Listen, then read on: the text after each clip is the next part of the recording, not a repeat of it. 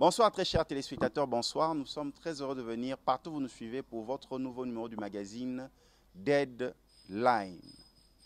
Ce soir, l'actualité est abondante et nous venons auprès d'un spécialiste pour échanger autour de l'actualité qui a eu lieu en RDC depuis tout ce temps. Ainsi, avant de vous présenter mon invité de ce soir, permettez-moi de saluer tous nos téléspectateurs qui nous soutiennent, qui nous accompagnent. Je commence avec tous nos abonnés de l'Angola, à Luanda. Vous suivez votre magazine Deadline. Vous êtes à Loja, vous êtes à Losambo, vous êtes à Katakokombe. Soyez le bienvenu dans votre nouveau numéro du magazine Deadline. Vous êtes en Afrique, partout en RDC. Soyez le bienvenu. Vous êtes en Europe, vous êtes en Asie, en Australie. Soyez le bienvenu. Vous êtes aux États-Unis d'Amérique, à Dallas. Soyez le bienvenu. Vous pouvez suivre ce programme sur Kin 24 Télévision et dans les bouquets, par exemple Orao Telecom, Easy TV, ou nous suivre en direct sur notre page Facebook Symphorien, Sympho, Katende, ou allez vous abonner nombreux sur notre page YouTube, la chaîne YouTube Symphorien Katende TV. Pour ce soir, nous recevons pour vous Albert Kalonji Moulopoué. Bonsoir, Président. Bonsoir, messieurs les journalistes. Albert Kalonji Moulopoué, vous êtes président de la FECODI. Donc, vous êtes spécialiste dans tout ce qui est substances et matières précieuses et semi-précieux en RDC. Avec vous, nous allons parler de l'actualité qui a défrayé la chronique, l'affaire de diamants de 47,2 carats de l'honorable Mende. Et comme actualité politique, on va voir aussi la visite que nous avons eue de Yves Le Drian et toute autre information politique ce soir. Pour que les gens puissent comprendre qui est Albert Kalonji Moulopoué, pouvez-vous nous présenter la FECODI pour que les téléspectateurs comprennent à qui nous avons affaire? Merci beaucoup, messieurs les journalistes. Je pense que ce n'est pas pour la première fois que vous venez à notre rencontre pour avoir l'information à la source. Mais comme dit-on, la répétition est la mère de la science. Tout à fait. Nous sommes la Fédération congolaise de l'or et du diamant. C'est une fédération nationale qui s'occupe de creuseurs et négociants de diamants et or sur l'ensemble de la République démocratique du Congo. Vous avez suivi comme nous l'actualité. L'honorable Mende est interpellé par la police à cause de l'affaire d'un diamant qu'il a détenu de manière, il paraîtrait, illégale et que la CEC a certifié qu'elle était fausse. Mais entre-temps que ça soit faux, il y a ce diamant qui a quitté dans sa province pour atterrir dans sa maison avec ses administrés de la province qui sont venus ici pour solliciter son aide et son orientation. Maintenant, en tant que professionnel du diamant, professionnel des matières premières en RDC, qui a le droit, par exemple, d'avoir le diamant à partir du creuseur? Qui a le droit de se déplacer avec ce diamant? Quelles sont les conditions jusqu'à son évaluation et sa vente? Pouvez-vous nous expliquer pour nous éclaircir parce que nous ne comprenons pas? Dans notre pays, il y a l'usurpation. Il y a les gens qui confondent leur statut et le statut des autres. Dans notre métier, les codes miniers donnent l'autorisation aux 3 intervenants qui sont les creuseurs, les négociants et les comptoirs agréés. Pour être accepté comme creuseur, il faut détenir sa carte de creuseur. Pour être appelé négociant, il faut détenir sa carte de négociant. Pour être appelé comptoir agréé, il faut avoir la carte d'acheteur et la licence d'exportation du diamant. Mais dans les cas d'espèces, j'ai suivi ce matin, on a dit que le creuseur avait tous les documents. Et je tiens à rappeler à l'intention de vos téléspectateurs que la carte des creuseurs est une taxe provinciale et non nationale. Donc cette carte doit être émise par le service des mines provinciales.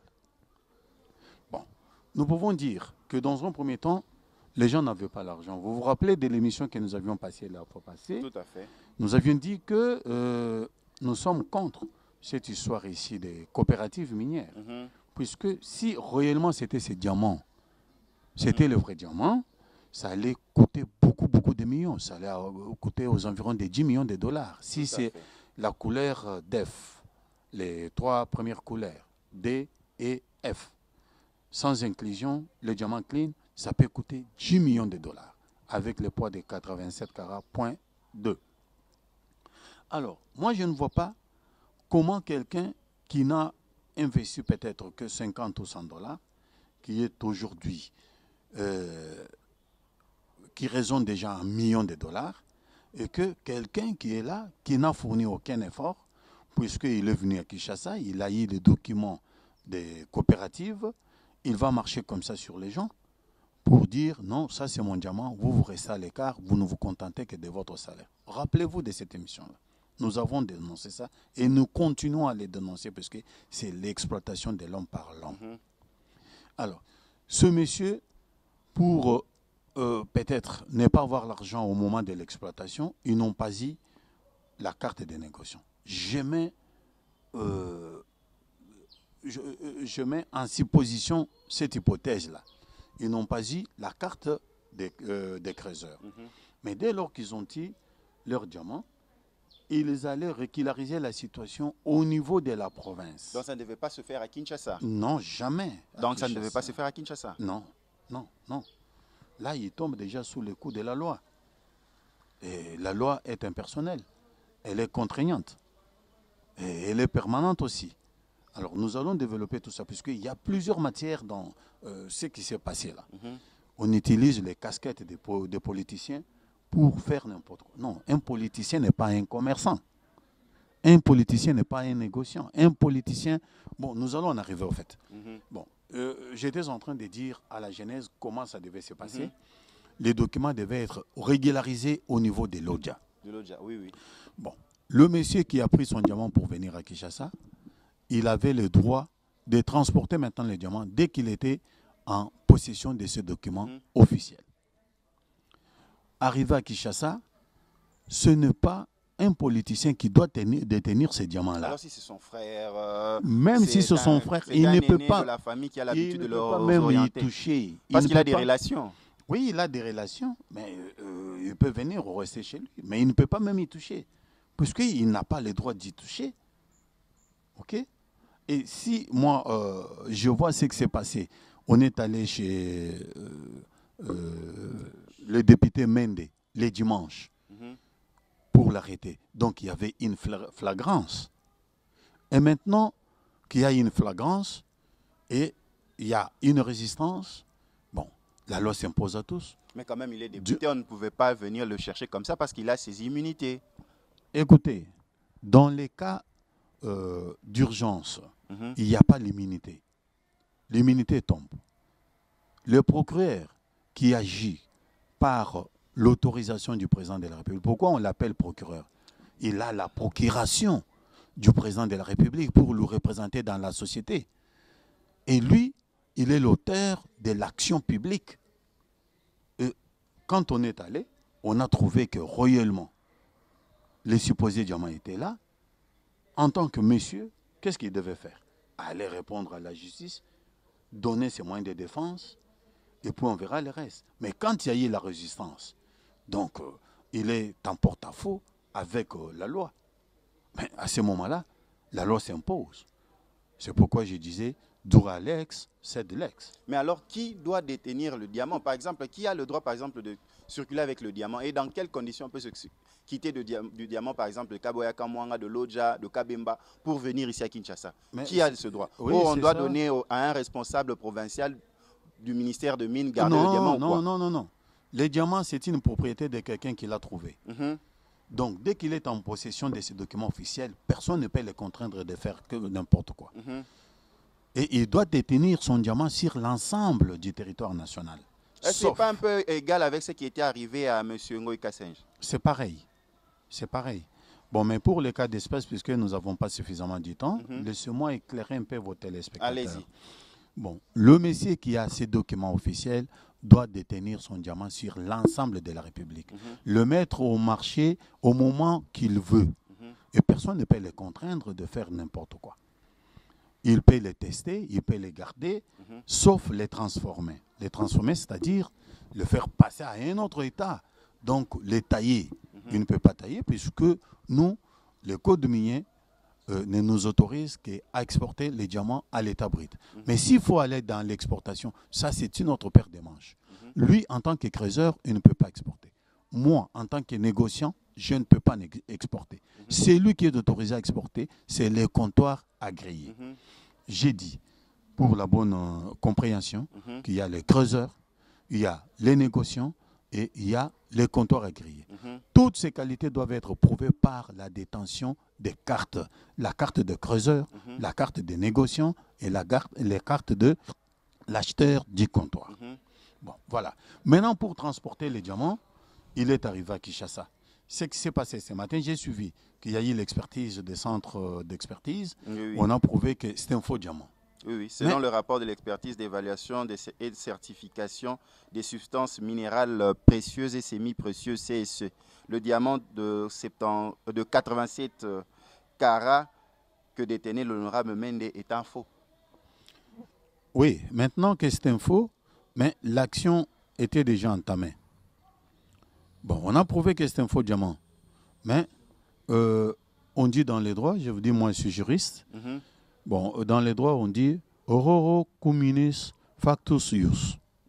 Donc, l'erreur commise entraîne les droits. Les droits est derrière ça, puisque la faute était déjà là. Il y avait une erreur. Donc, l'action publique était déjà entamée. Bon, maintenant qu'on a prouvé que c'était un faux diamant, je pense qu'on doit mettre fin à cette poursuite-là. Mais l'erreur était déjà là. Bon, maintenant, qui doit commercialiser les diamants? Voilà. C'est le propriétaire de son diamant. Il peut le vendre soit aux négociants, soit au comptoir agréé. Voilà. Il a tous ses droits dès lors qu'il est en possession de ces documents. Et je me répète que les documents des Crézers sont établis au niveau local. Donc, comme c'était trouvé à Lodja, il y a un service de mine là-bas. C'est là où on devrait délivrer la carte de Crézer. À Lodja. À Lodja. Bon, si cette carte-là était mise ici à Kinshasa, c'est du faux. Ok. C'est du faux. Donc, on dit les suspects au tempo. Donc, les temps suspects.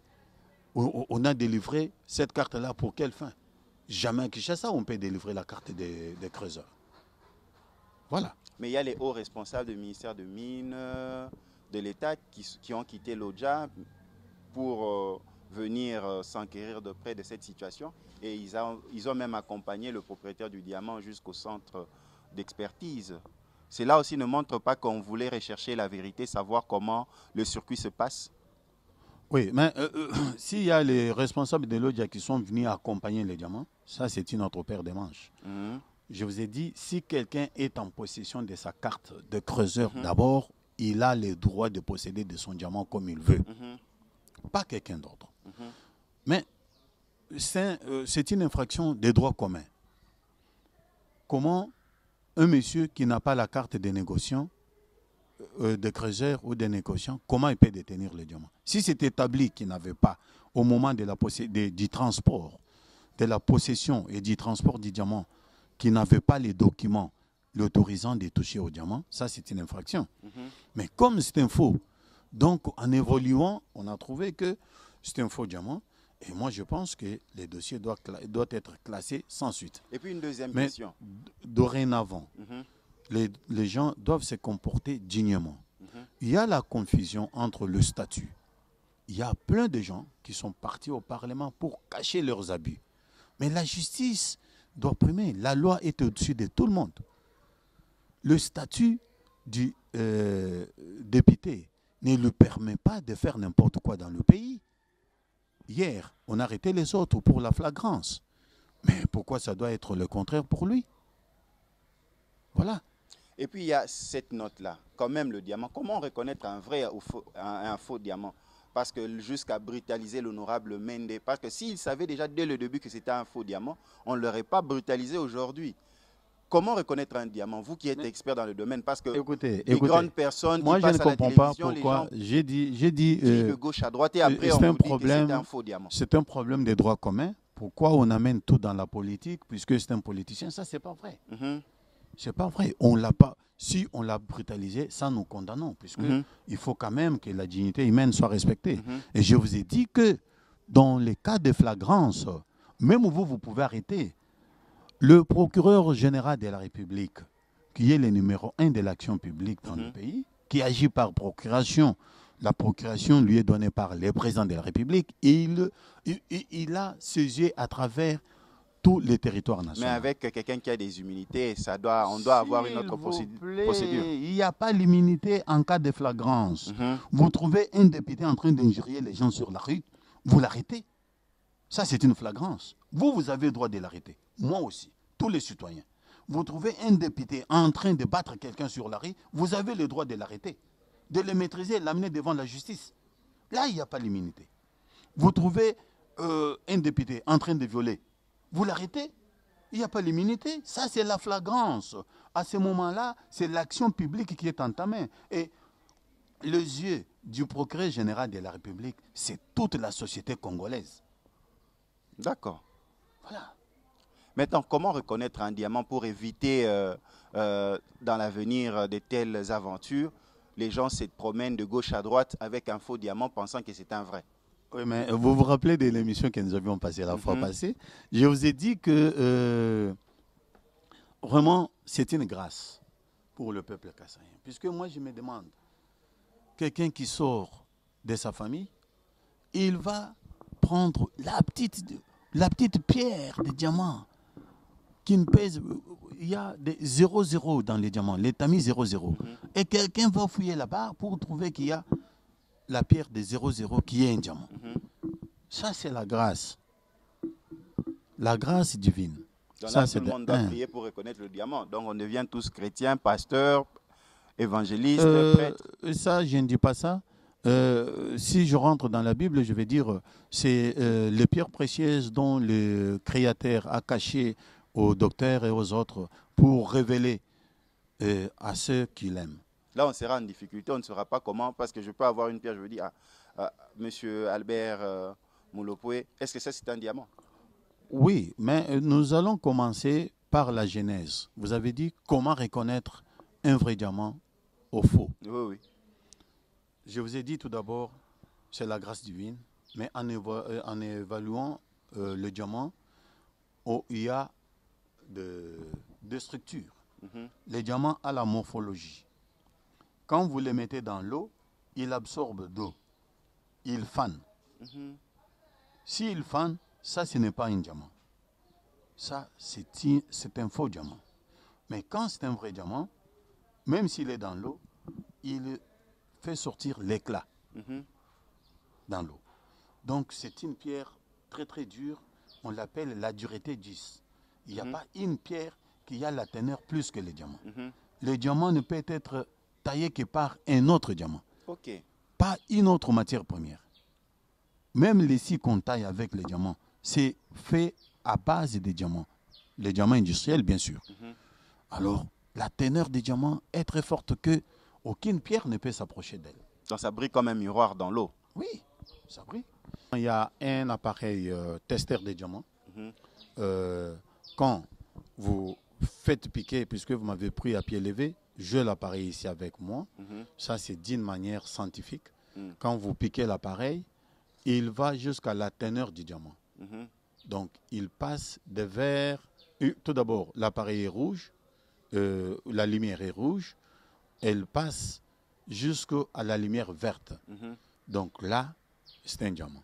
Si elle se limite dans la lignée de la lumière rouge, donc ce n'est pas un diamant. Là, c'est d'une manière professionnelle. Mais d'une manière naturelle, je vous ai dit, la révélation divine. Nous avançons. Il y a plein d'autres actualités à décortiquer. Nous avons un nouveau Premier ministre, le professeur Sylvestre Ilunga Ilukamba, Quelles sont vos impressions? On a attendu ce ministre après à peu près 4 mois et il est là. Quelles sont vos impressions? Oui, mes impressions sont bonnes. Je pense que c'est la démocratie. C'est le premier pas même de la démocratie. Et les gens doivent encourager ça. La démocratie, ce n'est pas une révolution. La démocratie, ce n'est pas un coup d'État. C'est le dialogue. C'est la compréhension. Chacun avance ses idées. Il y a un débat. Celui qui convainc, convainc. Et puis on avance. Il y a l'FCC cache. C'est une coalition. Bon, jusqu'à présent.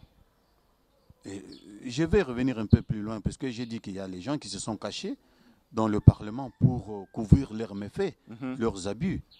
Bon, vous savez que moi, j'étais candidat en 2018. On a eu à compiler que les résultats provinciaux. J'aimais quiconque au défi, qu'il vienne me contredire sur votre plateau. On a eu à compiler que les résultats de l'élection présidentielle. Le reste, on n'avait pas compilé. Quand on attendait à compiler les résultats des députations nationales et provinciales, il y a eu déjà la proclamation de ces côtés. Vous savez, à l'époque, il y a l'ancien secrétaire général de l'IDPS, Jean-Marc Kabound, qui avait dit qu'il y a un récidiviste ici. C'est un étranger. Et on le connaît. Il a fait ça en 2006, il a fait ça en 2011, il a fait en 2018. Et ce monsieur-là est là dans notre pays. Comme nous disons que nous sommes dans la démocratie, la démocratie marche de pair avec l'état des droits. Moi, je pense qu'à n'importe quel moment, quand les choses sérieuses vont commencer, il faut qu'on interpelle ce monsieur-là. Il faut qu'on l'interpelle. Est-ce que vous trouvez que c'est normal qu'il y ait 1001 contentieux à la Cour constitutionnelle? Vous aussi, vous revenez sur la vérité des urnes. Non, ce n'est pas la vérité des urnes. Au niveau présidentiel, je vous ai dit qu'on avait tout compilé. Que celui qui peut me contredire vienne sur votre plateau, je suis prêt à débattre avec lui. Moi-même, je suis candidat. J'avais mis mes témoins là-bas. Et c'est Félix qui a gagné. Ça a été compilé, tout le monde le sait. Mais on attendait, puisqu'on nous a dit que le vote est manuel. On attendait maintenant, puisqu'on a fait la compilation de l'élection provinciale, on attendait faire la même chose pour les élections provinciales et nationales. Et là, vous estimez que ça n'a pas été fait? Je n'estime pas, je vous dis la vérité. Je vous dis la vérité que moi-même j'ai vécue. OK? Je vous dis que mes Alors gens comment étaient les là. autres députés provinciaux sont là? Voilà. Est-ce que c'est normal? Vous ne voyez pas beaucoup de procès? C'est la question que je vous pose. Oui, mais ce n'est pas normal. Ce n'est pas normal. Je vous ai parlé de 1001 procès contentieux à la Cour constitutionnelle. Donc, pour ces deux élections-là, c'était de n'importe quoi. Revenons à notre question, par exemple, Oui, par mais rapport au Premier ministre. Au Premier ministre, nous allons les juger à l'œuvre. Donnons-lui le temps. Le pays a mis beaucoup de temps pour découvrir cet oiseau rare. Mais maintenant qu'il se mette à l'œuvre, qu'on voie de quoi il est capable. Et pour vous qui êtes dans le domaine des matières précieuses, quelles sont vos attentes par rapport au ministère des Mines, ainsi de suite? Quelles sont vos attentes? Bon, nos attentes, on doit mettre à la place qu'il faut, l'homme qu'il faut, qu'on laisse de politiser tout. Le pays est devenu plus politique que la politique lui-même. Qu'est-ce que vous voulez dire par là? Oui, je veux dire Albert Kalonji Moulopoye. Il y a quelqu'un qui se chamaille avec sa femme, avec sa copine et tout et tout. Non, puisque moi je suis politicien, on me fait ça. Bon, il y a quelqu'un qui a des ennuis dans sa famille. Ah, puisque moi je suis politicien et je vois l'image derrière ça. Alors ce n'est pas comme ça. Ce n'est pas comme ça qu'on doit se comporter dans un pays. Nous attendons. Nous avons attendu tout le temps qu'il faut. Maintenant, nous attendons qu'il y ait un accord et le choix est porté sur le Premier ministre Ilunga, qu'on le laisse faire, qu'on le juge quand même à l'œuvre, qu'on ne commence pas à dire il ne fera rien puisqu'il vient de tel parti ou tout. Non, non. Mais il doit aussi c'est de partir. Des gens qui n'ont pas la crédibilité dans le pays. Les gens qui ont fait souffrir la population. Il doit se départir d'eux. Pour le ministère des Mines, nous croyons que la FECODI est mieux placée pour diriger ces ministères-là. Donc vous voulez qu'on substitue la FECODI au ministère de Mines? Mais il y a l'expertise. Il y a l'expertise. Mais on met des mécaniciens là-bas. On met des maçons. Qu'est-ce qu'ils savent de ce métier-là? Vous avez des preuves qu'il y a des maçons et des mécaniciens là-bas? Mais nous avons des preuves. Ce sont des accusations graves. Hein, non, je vous dis ce que moi je vous dis et je m'assume. Il y a des mécaniciens là-bas. Un ingénieur, c'est qui? C'est un mécanicien. Vrai ou faux? Bon, un constructeur des immeubles, c'est qui? Ce n'est pas un maçon? Bon, un avocat, c'est qui? Ce n'est pas un juriste? Mais où est sa place là-bas? Donc vous voulez des praticiens, des techniciens? Les techniciens qui doivent apporter l'expertise. Ça, c'est l'expertise là-bas. On ne peut pas mettre au ministère de la Santé, on ne peut pas mettre un bricolaire. Sinon, par où il va commencer? Vous voyez que là, on met toujours les techniciens. Ce sont des docteurs qui passent là-bas au ministère de la Santé. Alors, ici aussi, c'est un domaine très, très sensible. On doit mettre aussi des techniciens là-bas. Alors, ceux qui vous reprochent que vous, les diamantaires, vous qui travaillez dans ce domaine, dans ce secteur, vous pensez que le minerai se limite à vous et vous, d'une certaine province, vous voulez que tout vous revienne parce que vous pensez savoir plus que tout le monde. Qu'est-ce que vous répondez à cela? Non, écoutez, les minerais ne nous appartiennent pas qu'à nous. Le minerai congolais appartient à tous les Congolais. Mais pour faire ce métier-là, c'est une matière stratégique. Il faut avoir les documents qui vous donnent l'autorisation de les faire. Et puis, il y a aussi les statuts des gens qui sont interdits. Ils sont inéligibles pour toucher à la matière première. Donc tout ça, c'est bien écrit dans le code minier. Alors on ne peut pas confondre son statut d'un politicien à un statut d'un opérateur minier. On ne peut pas faire ça. Nous avançons avec l'actualité. Longtemps décriée, élection mal faite, le président Félix décrié par la France, mais aujourd'hui, la France revient par la grande porte pour dire aujourd'hui que les élections étaient bien. Le président Félix est la bonne personne qu'il faut. Le Congolais se sont bien exprimés et la personne même qui avait décrié et lui-même a été reçu par le président avec beaucoup de considération et d'amour. Un grand diplomate, Félix Antoine Tshisekedi Tshilombo, président de la République démocratique du Congo. Il s'agit de Jean-Yves Le Drian et qui nous amène dans son sac 300 millions de dollars ou d'euros qui a été confié directement aux ONG. Quelle est votre lecture quand vous voyez un ministre des Affaires étrangères changer langage et venir en bon ami de la RDC? Oui, nous disons la vérité est têtue. Quelle que soit la longueur de la nuit, le soleil finira par apparaître. Ce sont des adages que nous avons trouvés dans ce monde. Je venais de vous dire qu'il y a eu la compilation bel et bien des résultats présidentiels. C'est président Antoine Félix Tshilombo Tshisekedi qui a gagné. Mais le reste, les gens ont voulu jeter de l'opprobre sur l'élection présidentielle. Ils ont voulu mentir le monde entier pour dire que moi qui suis en contradiction avec les systèmes et le même système me donne vainqueur. Vous voyez qu'il y a l'ambivalence.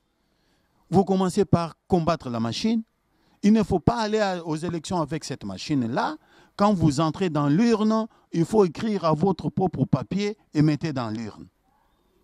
Jusque le dernier jour, c'était le même message. Et après, demain, vous dites non, la même machine vous a fait gagner.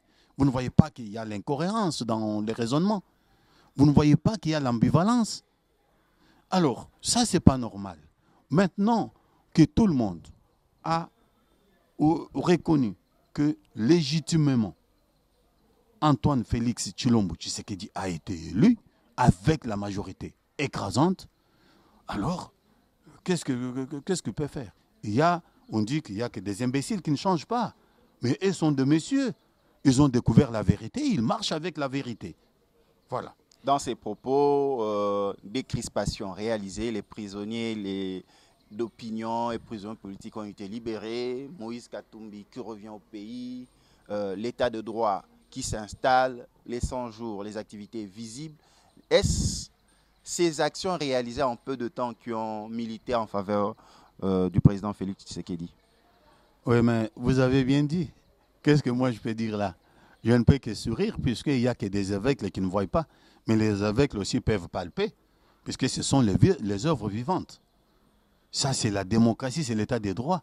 Tout le monde a les droits dans son pays, mais il faut respecter aussi la liberté de l'autre. Quand les gens sont en train d'injurier le président de la République, aller jusqu'aux injures à la haute personnalité de la République, mais ils ne sont pas les intouchables. Ils ne sont pas des intouchables. Vous, en tant que spécialiste dans le secteur de mines, c'est vrai que la France, par exemple, vient avec une aide de 300 millions. Mais s'il fallait, par exemple, de l'aide internationale pour le secteur du mine, que la RDC soit soutenue pour que le secteur de mine puisse se développer, par où on devra commencer? Non, moi, je suis contre pour le financement extérieur. Vous êtes contre? Pourquoi? Je vous dis, puisque vous avez posé vos pieds sur des richesses. Et vous voulez qu'on vous apporte le papier à l'extérieur. Pourquoi nous disons que nous avons la matière première? On dit que les pays développés sont des pays industrialisés. Mais sans la matière première, comment ils peuvent faire tourner leurs industries? Donc nous devons traiter d'égal à égal. Donc on n'a pas besoin, par exemple, on n'a pas besoin de financement extérieur. Ça, on n'a pas besoin. Ainsi de suite venir parce que nous, on est des minerais. Oui, on n'a pas besoin. Donc vous pensez quoi? Trouvons des clients, trouvons des partenaires. Oui, écoutez, le partenaire, s'ils peuvent venir, ils viennent se greffer sur notre action. Vous savez que nous, jusqu'à là, nous sommes en train d'exporter des capitaux. Je vais vous démontrer en quelques exemples. Il y a un diamant qui est exporté à l'état brut. Celui-là, j'ai dit, s'il est clean, la couleur DF, 3 premières couleurs, sans inclusion, et puis pas d'efflorescence, ce diamant-là peut coûter jusqu'à 10 millions. Mais vous voyez quelqu'un qui peut acheter les diamants-là, à l'état brut. Mais quelqu'un qui peut acheter ces diamants-là, ici, puisqu'il n'y a pas le prix fixe, il peut acheter ces diamants-là, par exemple, à 500 000, 1 million. Même voire 100 000. Ça lui fait très bien pour son portefeuille. Mais quand il va avec ces diamants-là, il va les tailler. Mais les diamants reviennent à beaucoup de millions. Ça peut revenir à 300, 400 millions de dollars. Pourquoi? Il a passé de l'état brut à l'état taillé. Ça, c'est l'exportation des capitaux.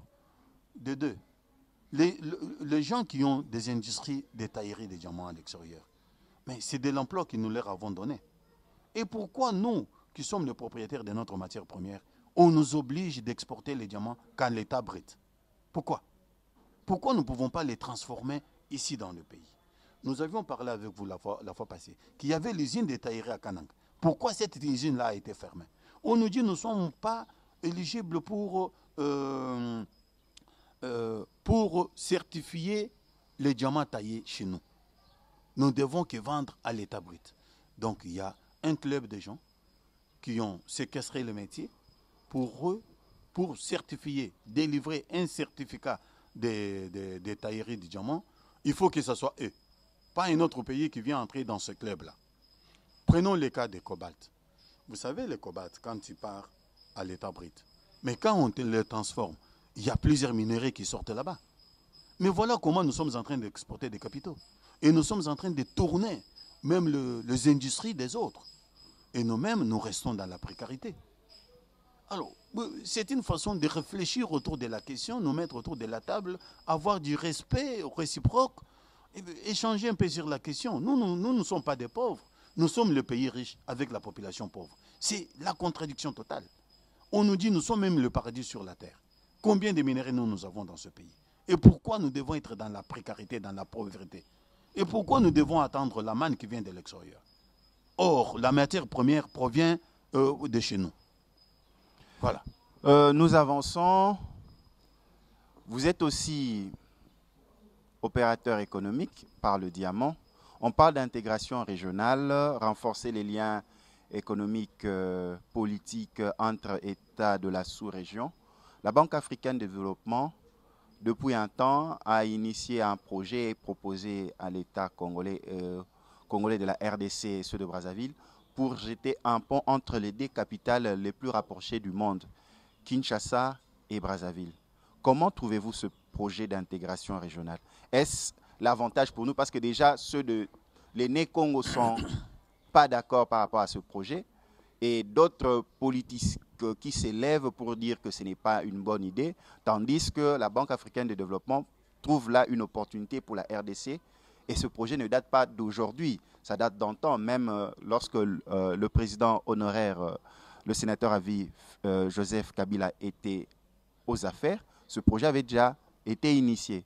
Mais aujourd'hui, ça prend encore de l'élan, une accentuation avec le président Félix Tshisekedi, dont on pense à la concrétisation au début des travaux en 2020. Qu'est-ce que vous en pensez? Non, nous nous inscrivons en faux. Pourquoi? C'est une destruction de notre économie. Pourquoi cela?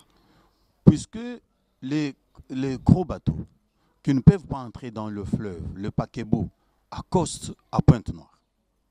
Donc, c'est-à-dire que quand nous allons importer, je suis commerçant dans l'import-export aussi, quand nous allons importer, puisque Pointe-Noire c'est près de Kinshasa, nous allons déclarer notre marchandise pour Pointe-Noire. Et là, le transport coûte moins cher, même la douane coûte moins cher. Et nous allons traverser Brazzaville, nous allons traverser Congo-Brazzaville pour atterrir à Kinshasa. Mais qu'est-ce qui sera maintenant le Bas-Congo? Or, nous avons aussi notre port que nous pouvons privilégier en eau profonde, à Banana, à l'océan, notre embouchure. Nous pouvons commencer par monter notre propre port là-bas, puisque le prix des transports de nos marchandises va diminuer et la donne aussi va diminuer. Alors nous faisons rentrer l'argent dans notre pays au lieu de détruire notre économie pour passer, aller enrichir encore un autre pays. Ce n'est pas normal. Mais si nous avons notre port en eau profonde et que nous commençons à dédouaner là-bas, nous pouvons passer par Brazzaville, il n'y a pas de problème. Mais ce n'est pas prendre notre économie livrée au Congo-Brazzaville. Vous savez que l'Angola est en train d'exploiter notre propre pétrole. Nous sommes le faible du pays de l'Afrique centrale. La cuvette centrale, le pétrole que l'Angola est en train d'exploiter maintenant, il puise dans notre marmite. Il faut nous rechercher, savoir comment il faut penser congolais. Tous les Congolais ne peuvent pas déclarer la marchandise par Congo-Brazzaville. Le Congo-Brazzaville va devenir très très fort. Et puis, vous savez ce qui s'est passé. On a chassé nos frères là-bas. Il y a des gens même qui ont fait des enfants. Moi, j'ai ma propre belle-sœur qui a fait l'enfant avec un Brazzavillois. Elle a été chassée avec l'enfant. Est-ce que vous trouvez ça normal? Mais nous renforçons des liens parce qu'avec ce projet on ne peut pas renforcer les liens dans un sens unique. Mais il faut, dans les relations internationales, il n'y a que les intérêts qui comptent. Il y a la réciprocité. On ne peut pas accepter que nous fassions le bonheur des autres. Tout d'abord, c'est nous, et les autres viendront après. Voilà. Mais pour que ça soit nous, vous ne pensiez pas que l'État congolais devrait d'abord rendre fort l'économie, notre économie, et après voir comment être compétitif au lieu de dire que ce projet est mauvais. C'est là où vous me rejoignez. Au lieu de dire que ce projet, parce que le pont, c'est aussi une bonne chose. Non, ce n'est pas une bonne chose. Ça détruit l'économie congolaise. Parce que nous renforçons les liens diplomatiques. Non, les liens diplomatiques. Fraternité entre frères. Fraternité entre frères, quand on nous chasse en face. Mais avec Félix, ça a changé parce qu'il est parti. Non, ça n'a pas changé. On vient de nous chasser de l'Angola. La fraternité, tout d'abord, je vous ai dit que dans les relations internationales, il n'y a que des intérêts qui comptent. Il n'y a pas des relations humaines. On trouve que vous avez l'intérêt, c'est fini, on avance. Sinon, si vous ne représentez rien, on vous écarte, on vous écrase. Alors nous ne pouvons pas enrichir d'autres pays au détriment du nôtre. Albert Kalonji-Moulopoué, nous entamons la dernière ligne droite de nos échanges, si riche. Enfin, le retour du corps du patriarche, ceux que ceux de l'IDPS appellent affectueusement le Sphinx, le père de la démocratie. 2 ans après son retour, qu'est-ce que vous pouvez en dire? Quelles sont vos impressions? Nous remercions notre Créateur, le maître des temps et des circonstances. On ne peut pas comprendre que quelqu'un qui a milité dans son pays, sans aucune seule fois touché à une arme, sans dans une aucune seule fois verser le sang humain, que son corps devienne apatride. On ne pouvait pas comprendre.